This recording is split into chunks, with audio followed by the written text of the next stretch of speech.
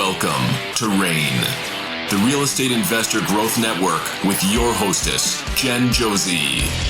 Join like-minded real estate investors and accelerate your business towards greatness. You will hear step-by-step strategies for success, interviews with real estate rock stars, and we will dig deep into past projects where we bear it all, including the good, the bad, and some just plain ugly. So get excited. Here's the bestower of badassery herself, the real Jen Josie. Listener discretion is advised. Hi, and welcome back. I'm Jen Josie, creator of RAIN, the Real Estate Investor Growth Network. Whoop, whoop. Today's episode, we have a very special guest that will be sharing their badassery. But before we begin, here is today's badassery bestowment, my little badass gift to you. A great place to find leads is to search the MLS, but did you know that the MLS can send you leads? First, find a local real estate agent and ask them to create email alerts for you. Second, you pick a location where you'd like to find your leads. It can be a specific neighborhood, zip codes, it can be an entire city if you like. Next, ask them to add keywords to the search. This is the important part. Some of the keywords that I use are fixer, TLC, renovation, handyman, damage, contractor, investor, gut, tear down, must sell, vacant, make all offers, and motivated. Using keywords will help to filter distressed properties, thus providing motivated sellers. Finally, the last step is you sit back and you watch your inbox start to fill up with all your new leads. Now, on to today's episode of the Real Estate Investor Growth Network podcast. We have with us someone that I have been stalking on social media for quite some time, mainly because his posts are totally inappropriate memes, but they are fucking hilarious. But in addition to that, he shares some really great advice for wholesalers and rehabbers, and I love his famous hashtag, Get a Coach. Welcome to the podcast, Dee Stevens. What's up, Jen? Let's get it. Yes. How you doing? And I have a whole new soundboard, and this is like the second time I'm using this. So if I start getting obnoxious, just let me know, D. So, and by the way, D, let's talk. Is it D or Demetrius? Do you have two personalities? What's up with this? I have about 1 million personalities. It's Demetrius, but I just shortened it for D. I didn't want to type D in all the time. So, Demetrius in all the time. So D-E-E. So it's just easier for me to just put that. And I just kind of ran with it. Gotcha. Love it. So you are in Atlanta. I don't know anything about you. I'm so excited to have this conversation. Even you make me laugh with your memes. There's one about granny panties recently. And I love it. But you have great advice, and I see you kind of lean towards wholesaling. So we're going to get into that. But give us a quick background on Dee Stevens, Demetrius Stevens. And you have facial hair today. Look at that. Yeah. Do you always have facial hair? Yeah. Okay. Yeah. So, I do too. No one can see it. Oh, yeah. My face. So with me, I came to Atlanta because I want to be a chemical engineer. I went to Georgia Tech. I realized I didn't want to do that anymore. Once I got there, then I ended up starting a business, apartment locating business for students coming into the city. Did really well there and realized that entrepreneurship is where I want to be. After that, I bought my first property using Carton Sheiks. R.I.P. Using what? Carton Sheiks. Carton Sheiks. It was a real estate investment course. Oh, okay. By that time, it was like on cassette tapes. What? CDs. Oh, how old are you? I'm 42. What? Okay. Yeah. I did not think you would know what a cassette tape was. Because, black don't crack, so I can't tell how old you are. Yeah. So I learned how to do this no money down technique. So I bought my first house when I was like 23. And they actually paid me to buy the house. I found it on the MLS. It was a recent foreclosure, so it was an REO property that they was trying to sell. And, I told the bank to pay closing and give us like I think $7,000, $8,000 towards repairs on the back end after we closed. So they wrote the check to the contractor, and then I was able to do a lot of repairs in the house, and that's how I got into real estate. Like you And then from personally, there, or you hired someone? no, at that time I hired Oh, somebody. okay. I didn't know how to. I could barely screw in a light bulb. I mean, but now one of my businesses is high end renovation. So I mean, now I know how to do everything. Oh, wow. My Yeah, husband yeah. Then I didn't know. is working on getting his GC license. Are you a GC? No, no. No? I just actually hired GCs. Right. Gotcha. My thing is really focusing on knowing how to get it done, then hire the right people to do it. Awesome. I make more money that way. Okay, so you got this first property, so then you caught the buzz. You just fell in love with real estate investing, and where did you go from there? Yeah. After that, then I bought another property, had a custom build, and then from there, 2000. After that, it was like 2008, and lost everything. Who And didn't? then, yeah, I know, right? Then from there, I started doing like home inspections and doing like little small repairs, like handyman stuff. Okay. And then from there, people just kept wanting me to do larger and larger projects, and I just would just read books, hire people that were like master plumbers, master electricians, because I was good at marketing even before I even knew what really marketing was. So I would find the jobs so they could come there, and I would assist them, and they could show me all the hacks, shortcuts, and secrets that you generally have to go to school for like years to learn. But I was like, I don't have years. I have 6 weeks. So I would do that. I would rotate out like 2 to 3 contractors in a specific trade, and they would show me. I'll make sure they get paid while I was working a second job, and that's how I learned how to do construction and renovations. And That's then from awesome. there, yeah, I just once they train me how to do it, I hired other guys that worked hourly or by the project, and then showed them what I needed. Boom, it just kind of took off from there, and then jumped into doing renovation flips. Probably about 2015, 16. So I was doing a lot of high end renovation flips. People were at that time they were buying them off the MLS, and but one of the guys I talked to, that was an investor I was working for, he was like, "Dude, you should really be the investor because you already know what about a property at. You already know how to do the work, yada yada yada." And I was like, "Yeah, but I need money." And he was like, "I don't have any money." And I was like, "Whoa, you still owe me like $20,000. What the hell you told me you don't have any money?" He's like, "No, no, no, I don't have it, but I use other people's money." Because at that point in time, he had some. It was an Indian guy, so he had some other guys that were like doctors and on gas stations. So he would use their money to go out and buy houses cash, project manage it, right? Which really just hired me to project manage it, and then he would just get a cut off the spread on the back end, right? And he would just kind of do it over and over again, and that's how I just kind of got opened up to it. And then fast forward like several years later, I had enough money, I had enough partners where I can go in and buy properties. So we started buying properties. The first one we bought was off the MLS, but it was like a firehouse, Hmm. right? So it had fire damage. The next one was just it was a probate deal where somebody had died or whatnot. And then the third house we were in the process of getting came from a wholesaler, and I didn't understand what wholesaling was. I was like, what do you mean wholesaling? What is that? It was like, I'm like a wholesaler, like for like restaurants, but I do it for you know houses. And I was like, really? I was like, yeah, yeah. And the guy got paid $10,000 off the deal. And the only thing he did was essentially flip a contract. And I was like, oh shit. And If I could learn how to do so he that. got $10,000. How much time do you think was involved in that?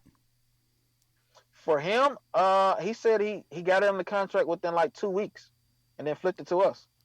Wow. Yeah, yeah. I was like, oh my God. And then the great thing about Atlanta, one of the things I like a lot about Atlanta is that there are a lot of people doing a lot of like cool ass stuff in the city, and they're really open to show you, right? So I ended up linking up with some guys that were wholesalers and real estate investors and whatnot, and they just pretty much laid out the blueprint of what they were doing and how they were getting the deals. And these guys were getting like anywhere, I mean, assignment fees for flipping the contract anywhere between 15 to like $50,000, Wow. right? Yeah, so I was like, holy moly, Without the headache of flipping it. without the headache. Yes. Yes, yeah, but that hard, right? Because I Yeah. was so used to renovating, flipping. I mean, like gut down properties that I would always gravitate to it. I had to break that cycle. And what broke the cycle for me from always going into doing these heavy renovations was when COVID hit, right? Because we had like 3 or 4 renovations sitting out there that we were already doing, and we used we raised private capital. But one of the things I learned was that anytime you're borrowing capital, whether it's private, hard, institutional money, always borrow more than you need. Always. Yeah. Never borrow just enough, Mm-hmm. just in case something like Corona hits and things shut down. But those bills still coming in, those payments still. Hey, you still got to make those payments regardless. And so that's one of the things I learned. I was like, look, we gotta get out of this and really shift. So after Corona hit, like in March or whatever, me and one of my business partners, Mike, right? We really start doubling down on really just focusing on wholesaling, which was a hard habit for me to break because I want to keep everything and flip it, right? Right? But it was actually easier for us just to sign an agreement to somebody else, and we were actually making more of a profit by doing so. So I was like, shh. So now I'm all in on wholesaling. And then also another strategy I use is creative finance. Let's talk about creative financing because there's so many different things that you can do. And when you said when the Indian guy told you he didn't use his own money, you're like, what? And we've never used our own money. And that was a mindset shift for us as well. So how do you do creative financing? What are some tricks? Give us some nuggets. Here goes some nuggets. Nuggets. All right. So I do it a number of ways, right? So, for example, we have one property we're working on where we have an agreement with the homeowner where we're going to go, where we went in, we're doing the repairs. It was just a painting carpet kind of deal, right? So we couldn't get it at wholesale, which is like trying to get it at 50, 60 cents on the dollar, right? We got it at 80 cents on the dollar, which is pretty high. But it only need about $7,000 worth of work. That's include the repairs and holding costs. Now we got it at 120. We put in say 7 holding costs, repairs, right? And then we already have buyers lined up that want it for 165. Wow. Right? So we do deals like that. Now keep in mind, we never bought the property. We just made sure we align our paperwork with what we were trying to do in that particular strategy. Plus, it's a newer house. It didn't need a lot of work. It just needs cosmetics, right? Another strategy we use is lease option, right? So we do lease options a couple of ways, right? We do a simple lease option or we do a sandwich lease option. So sometimes people want retail and we don't want that deal, that lease just die on the table. So we see, hey, well, we can't get you retail, right? We can get you cash, but if you do really want retail, we may be able to help you out, right? And then that's when we throw out a terms offer, right? So we throw out terms, even if it's at full retail Zillow price, right? We know we can assign it, or lease option it out to somebody else for a lease up to anywhere between 5 to 10% above market price, and then require the tenant buyer, which would be our end buyer in that situation, to pay that as a down payment, and then give them, 18 months, 24 months, 36 months, whatever it is, to purchase the property. Now, the thing with lease options is that 70% or more, for us, in our situation, is about 80% of people don't exercise their option to buy. Okay. They either move out, get a divorce, get relocated. I mean, it's just a number of things that happen that changes in their life, or they just procrastinate getting their credit in line for them to go in and solidify the deal and get institutional lending on it, like Bank of America or Chase. So we end up keeping the property, then turn around and doing another $5, $10, $15, $20,000 from a new buyer, tenant buyer in that situation. So let's break this down a little bit. So you have a property. Julie brings you this property. She wants full price. It is valued at $150, and you say, and that's what the Zillow tells her. So you say, okay, we'll get you the $150. So what does the contract look like? So are you paying her $150? Are you paying her? Explain how that works. Break it down. Yeah. So we pay her $150 on paper. Okay. Not in actuality, right? So a security deed is created and a note is created. Gotcha. Right? So we're gonna have to pay something down, which increases your chances of conversion on a seller that wants terms, right? But sometimes we don't even put anything down, right? So we have this one property in say Alabama, right? In the contract we have it written out explicitly there's no money down. You're gonna create a note, right? And we're gonna pay you $400 a month. Now we know we can rent this property out at $850 if we go in there and put $10,000 worth of work into it. We know this, but I also know that I can rent it out for $600 if I do no work. Gotcha. And I can get a down payment from somebody for $7,000. So in that situation, and this is a real life example, right? What we're doing on this particular property is that we're closing on in 2 weeks. We're gonna pay $400. We're gonna pay closing. Closing is gonna be about, I think, like $1,200 for this situation, right? So we're gonna be at like 2,000 in, right? We already have a buyer that wants to put $7,000 down. So you take the difference. We just make five, right? $5,000. That's our first profit center. Our second profit center is we're gonna rent it out for 600. So that means we're making $200 in cash flow every month. That's our second profit center. But we also have a third profit center. Okay. So in this situation here, we're selling the house on contract on piece of paper for 42,000. Now we got the house for 30,000. Okay? There's no realtor fees that we have to pay on the back end, and the buyer agrees to pay closing. Gotcha. Okay? Yep. So all the money, the difference in the money, we keep.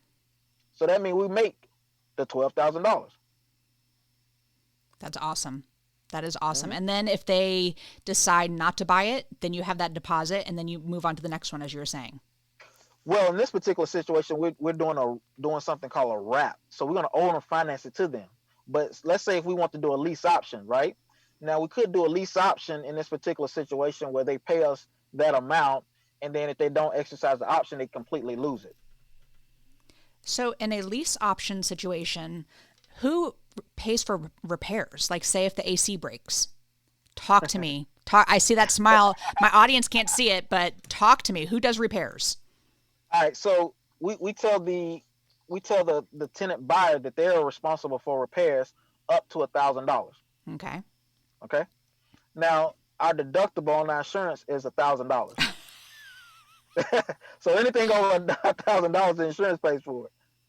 That is some major nuggetage.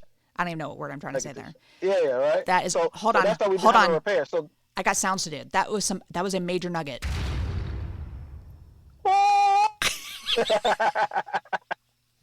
Yeah, so that's how we get around the repairs. So we assign the requirements and the responsibility of repairs to the tenant buyer, right? That's in the lease option. Now we're doing an owner finance, or we're doing a wrap, whether it's on a sub 2 wrap or on a finance wrap. They own the deed is in their name, so they're responsible for 100% of it. Don't call us for anything. That's amazing. Mm-hmm. That is brilliant. Because a lot of times people that listen to this, to the Real Estate Investor Growth Network podcast, they're real estate investors, and a lot of times they will get leads and the person selling just wants too much money, and then they just walk away. There are so many other options, and you really got to talk to them and say, okay, what is it that you really need? Do you need to, Oh, yes. Do you need to make a monthly payment for your new place? Like, how can we help? Let's figure this out. So I love that. So let's shift a little bit. Speaking of shifting, I want to hear about your mindset and how you have transitioned to this, because this is so hard to hold on to in your brain and just to really make it part of your business. So tell us how you did this mind shift. Just reading a lot of books, and also through meditation. So I meditate about 2 hours a day. What? Yeah. Like most people, reason why they can't shift is because they're so built into their business, right? Their business doesn't run without them. And I used to be that way for a long time as a entrepreneur contractor, entrepreneur home inspector, right? So I was like, I have to have time to think. One reason is because I'm a Virgo. So, we have analysis paralysis. We overthink stuff. You know what I'm saying? So I know thinking is just part of who I am. That's just my natural ability. So I'm like, okay, I need to schedule my thinking, right? Then I need to schedule my execution. So for me, after reading books, it became to developing healthy habits, right? So my day actually starts the night before. I always do meditation, then do a mind dump. I have a notepad that I just write all my thoughts. The next day, whatever, who I need to call, what I need to say, right? So when I wake up in the morning, the following morning, I generally wake up between 4:30 and 5:30 every morning, okay? I lay in bed and think for about 15 to 30 minutes. Then I get in the shower, and that's when I do my meditation session and I do it till the water goes cold. Right? When the water goes cold, that is my trigger to get my black ass out of the shower and start to execute. Okay. All right. So I shave, get fresh for the day, and then I get in there and I go to my office and I just start executing. Right. So it's and since most people still sleep in their bed, comfy and warm, I'm out here getting it, grinding, boom, boom, boom, boom. Yep. Because most people are not waking up to like 9, sometimes entrepreneurs 10 or whatever, they crawl out the bed. I already done most of my day anyway before they even get out of bed. You know, I pride myself on the fact that I do wake up early. I do the Miracle Morning, Hal Elrod's Miracle Morning Yeah. system. But you messaged me before I even woke up this morning. I was like, damn, he rises earlier than I do. I was pretty impressed by that. But I think it was only like 15 minutes before. And I was like, what? 15 minutes. Okay. Did he just message me at 5 o'clock in the morning? I love it. Yeah. All right. So I just think you have such a gift, and I love how you have influenced me on social media. I've never even met you. You crack my shit up all the time. It's so funny. But I think you have a lot to offer people. So do you do any coaching? What do you do? You've got to share this gift. Yeah. So let's talk about that. Yeah. So I do one-on-one coaching. But energetically, we have to be a match, right? And also the person has to be coachable. A lot of people are not coachable, and a lot of people won't get out of their own way. They're not making the money they want to make. I show them HUDs on how much we're making, and they say they want to make that money. I said, well, you got to change your mind, but they're unwilling to change their mind. I'm like, well, we're not a good fit. You have to be willing to change your mind, right? So energetically, we have to match, and then from there we can do one-on-one. And I show you how to achieve whatever it is you want to achieve. But you also got to understand why you're even doing it in the first place.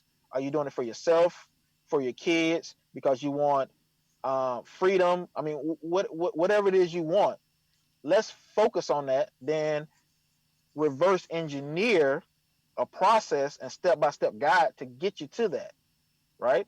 And most of the people obviously reach out to me for like wholesaling, and then of course my specialty is creative finance, and I show them how to consistently market.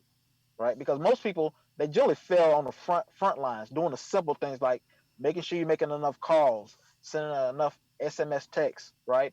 RVMs, whatever it is, emails, whatever you decide to do for your marketing campaign. A lot of people fail that way because they get so tied up in the business, right? And take their mind off the business. So I show them how to do that, show them how to increase their sales, show them where they need to follow up at, and also create systems where they're not overpaying for systems and using systems they really don't need, right? And take it from there, and we go from there. So it's one-on-one coaching. And how do they find you? Do you do it just locally, or are you national, or are you international?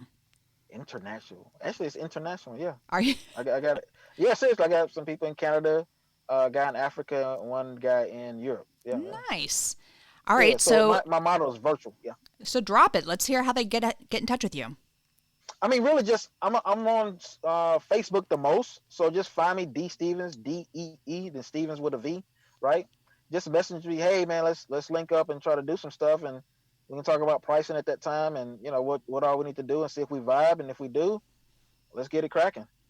And I think also it's important to say that you should invest in your education, and whatever it costs, if it's making you money, it doesn't cost you money. You know what I'm saying? Yes. Exactly. So it is so important to make a investment in yourself, in your education especially. So you have dropped some, I have to go find some lease options, and I'm going to need you to teach me how to do this. But the fact that you're putting someone, you bought a house or on paper, put someone in there, they are paying that mortgage payment, and then you're making money, and they have to do all the repairs. Exactly. That is fantastic. That is fantastic. So I love that, and I'm sure people will be reaching out to you. So the second part is, because you are a total badass, I use the acronym BADASS, and I like to go through it. So B is book. What is a book that's made a huge difference in your life? Oh, I got so many of them. I would say Rich Dad, Poor Dad, but can I name some more? Oh, yeah. Everyone says the Purple Bible, so keep going.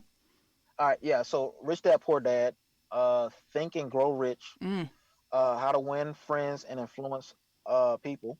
Actually, you just had a Um, meme the other day of you mhm. listed them all out, and there was like a Yeah, couple I at the did. bottom. I was like, I don't know them, so I had to. I'm gonna have to. I actually think I took a Yeah, screenshot of it. yeah. Screenshot of that. Yeah. That. Four Disciplines of Execution. The One Thing. Person of Interest. 48 Laws of Power. Traction. 12 hour year. I think it is. I mean, 12-week year, something like that. I forgot Four the hour name of it. work week.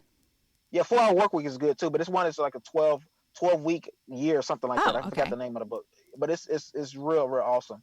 Because that's how I actually plan out my year. My years are actually in 12 weeks versus in 52 weeks. Wow. Yeah. That that's worth paying you for coaching. I love that. Yeah. All right. So the A in badass, well, the first A is advice. What is the best piece of advice you've ever received? Keep your faith and believe in yourself. Nice. I love it. Very good. The D in badass is drive. What drives you to be successful? What drives me to be successful is because I do not want a 9 to 5 ever again in my life. Ever. I like freedom. I get up Yes. when I want, even though it's early. That's when I want to get up. I do what I want every day. So I love it. That is fantastic. 2 hours of meditation. I can't imagine giving up 2 hours. I love that though. All right. The A is aspiration. What is a goal you are currently working on? Goal is adding 15 VAs by the end of March. And where do you Virtual find your assistant. VAs? I mean, you can do VA Hub. The ones I'm going through is Antoine Campbell. You can Okay. find them on Facebook, Instagram, things like that. And are they real estate VAs or you have to train them? Well, they're pre-trained, but I still train them on what I need them to do, right? So the VAs we're attracting, like I said, it's gonna be 15 of them. It's gonna be primarily for cold calling, and that obviously for us is on the acquisition side, right? And we try to keep it very very simple on what they need to do, but it's really it's more than just understanding strategically how to do a call. It's more about when they get to us how to energetically do it, right? Because it's really about the connection and increasing the quality of the call. That's what really gets you more deals. It's not just doing a whole bunch of calls and running through people. It's really just really trying to connect with somebody, hearing them out, being empathetic, things like that. So we really train them on energy versus just cold calling.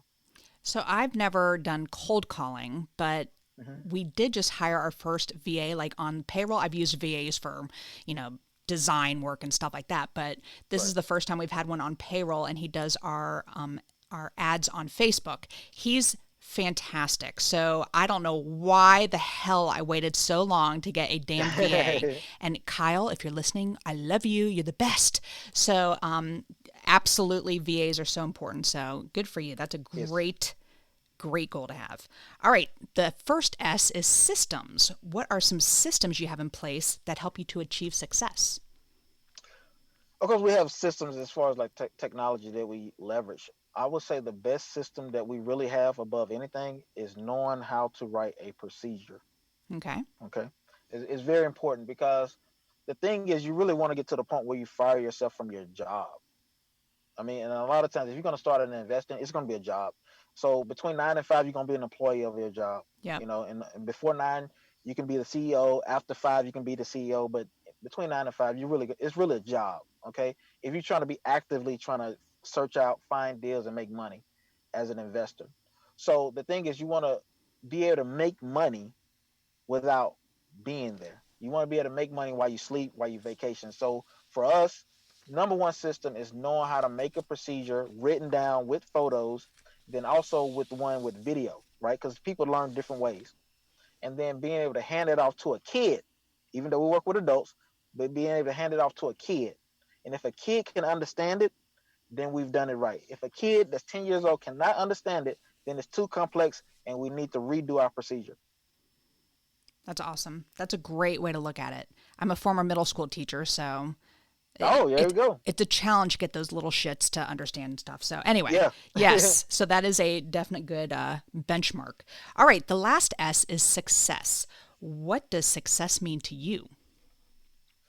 I mean, I found myself to be successful right now because only thing I wanted was just to be free, not have to clock into a job. I have a boss, right? So for me, it's just time freedom, And for other people, it may be money. It may be having a large operation, whatever it is. But for me, it's really just freedom. Just be able to, if I want to travel, I can. If I want to eat at a ghetto restaurant or a 5-star restaurant, I can. I can just do what I want to do. You know, I love it. that's success to me. Okay, so you heard me at the beginning of this episode talk about a badassery bestowment. Do you have a badassery bestowment to share with my listeners, Mr. Badass? Yeah. So let's look at the MLS and realtors. One of the ways in virtual markets, since my business is virtual, we do it all over the country, is tapping into realtors. Look on Zillow. It's a free app, right? Look on Zillow, click on the realtor, see who's selling the most properties. Tell them what you do and say, hey, sometimes we have properties that I may need somebody to go look at. Do you know anybody on your team that's looking to make an extra couple of bucks? Maybe putting a lockbox on the door or dropping off a contract. Now, a lot of realtors who are just busting it out in that city are going to say, "Well, I'll do it," right? Especially if you're going to pay $100 to drop by 5 minutes to go do something, right? Right. And what happens is you win them over by allowing them to be your field service operator in that particular location, right? So that way they can take care of a lot of things on the ground that you can't take care of while you're on vacation in France or you're in another city. Okay. So use Zillow, use realtors, they're your friends, and they will be your best friend. I love it. I think that's such great advice. I talked a tough game like I was going to use all my sounds and oh wait, this one's even better. By finding realtors.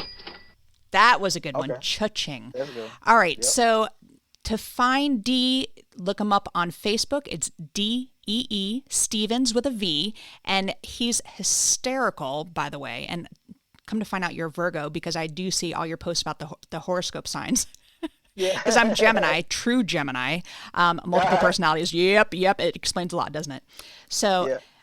Thank you all thank you, Dee, so very much for joining us. And that is all. Thanks for listening. We will catch you on the next episode. Now go out there and share your badassery. And don't forget, make it a great day. Take care. Bye-bye. Whoop, whoop. Bye-bye. Thank you for listening to RAIN, the Real Estate Investor Growth Network. Be sure to subscribe on your favorite podcasting platform so you never miss an episode. If you need more badassery, you can follow Jen Josie by visiting therealjenjosie.com or become a member of RAIN by registering on rainmastermind.com.